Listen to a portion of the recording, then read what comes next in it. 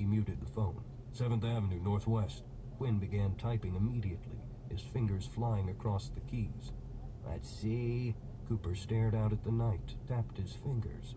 5 seconds. 10. 15. Bobby? Here we go. 907th Avenue. Hinge Point Productions, 10th floor. Give him 10 minutes exactly. Cooper unmuted the phone. 907th Avenue Northwest. Hinge Point Productions on the 10th floor. 9:48. If you're not there by 9:49, deal's off. I need more time. Negative. Peters sighed. 907th Avenue Northwest. Confirm. Cooper hung up the phone. Let's roll.